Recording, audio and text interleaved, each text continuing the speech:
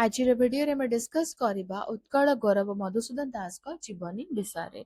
उत्कल गौरव मधुसूदन दास ओडिशार इतिहास रे जड़े जुग पुरुष। ओडिशार सामाजिक अर्थनैतिक और राजनीतिक विकास रे से थिले मुख्य सूत्रधर।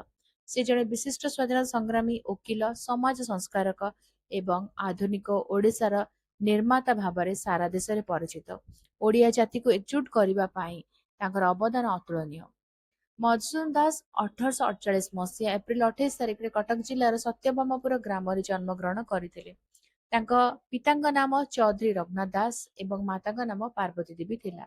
से ସେହି ସମୟରେ ଓଡ଼ିଶାର ପ୍ରଥମ ଓଡ଼ିଆ ଏମଏ ଏବଂ ବିଏଲ୍ ଡିଗ୍ରୀ ହାସଲ କରିଥିଲେ। ସେଥିପାଇଁ ସ୍ଥାନୀୟ ଲୋକେ ତାଙ୍କୁ ଆଦରରେ ମଧୁବାବୁ ବୋଲି ଡାକୁଥିଲେ।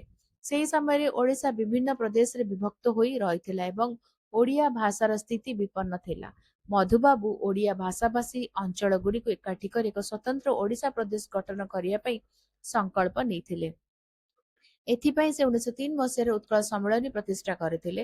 ତାଙ୍କର ଦୀର୍ଘ ବର୍ଷର ସଂଗ୍ରାମ ଯୋଗୁଁ 1936 ମସିହା ଏପ୍ରିଲ 1 ତାରିଖରେ ଭାଷା ଭିତ୍ତିରେ ଓଡ଼ିଶା ଏକ ସ୍ୱତନ୍ତ୍ର ପ୍ରଦେଶ ଭାବେ ଗଠିତ ହେଲା। ଶିଳ୍ପ ଏବଂ ଅର୍ଥନୀତିର ବିକାଶ ମଧ୍ୟ ସେ ଚାହୁଁଥିଲେ। ମଧୁସୂଦନ କେବଳ ରାଜନୀତିରେ ସୀମିତ ନଥିଲେ, ସେ ଓଡ଼ିଶାର ଶିଳ୍ପାୟନ ଏବଂ ଅନେକ ପଦକ୍ଷେପ ନେଇଥିଲେ।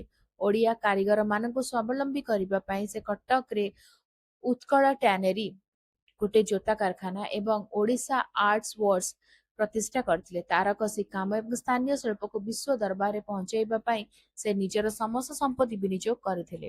ମଧୁବାବୁ ଥିଲେ ଜଣେ ଅତ୍ୟନ୍ତ ସ୍ୱାଭିମାନୀ ବ୍ୟକ୍ତି। ସେ ଇଂରେଜ ସରକାରଙ୍କ ଅଧୀନରେ ମନ୍ତ୍ରୀ ପଦ ମଧ୍ୟ ଗ୍ରହଣ କରିଥିଲେ, କିନ୍ତୁ ଯେତେବେଳେ ସେ ଦେଖିଲେ ଯେ ଏହି ପଦବୀ ଦ୍ୱାରା ଜନସାଧାରଣଙ୍କ ସେବା କରିବାରେ ବାଧା ସୃଷ୍ଟି ହେଉଛି, ସେ ସ୍ୱାର୍ଥହୀନ ଭାବେ ସେ ମନ୍ତ୍ରୀ ପଦରୁ ଇସ୍ତଫା ଦେଇଥିଲେ।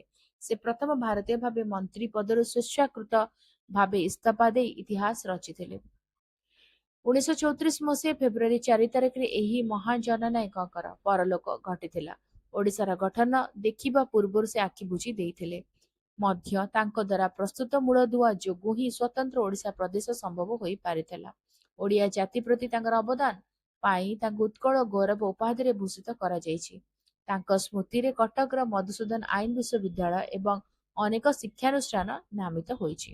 ଭିଡ଼ିଓଟି କେମିତି ଲାଗିଲା ମୋତେ କମେଣ୍ଟ କରିକି ଜଣାଇବ। ଯଦି ଭଲ ଲାଗିଲା ଟିକେ ଲାଇକ୍ କରିଦେବ। ଯଦି କ୍ୱେଶ୍ଚିନ୍ ଅଛି କମେଣ୍ଟ ଲେଖିଦେବ, ଆନ୍ସର କରିବା। ଆଉ ଭିଡ଼ିଓ କାହା ସହିତ ସେୟାର କର, ଚ୍ୟାନେଲକୁ ସବସ୍କ୍ରାଇବ କରି ବେଲ୍ ଆଇକନ୍ ପ୍ରେସ୍ କରି ଅଲ୍ ନୋଟିଫିକେସନକୁ ଅନ୍ ରଖିଥା। ତାହେଲେ ରହୁଛି, ଦେଖା ହବା ଆଗାମୀ ଭିଡ଼ିଓରେ। ନମସ୍କାର।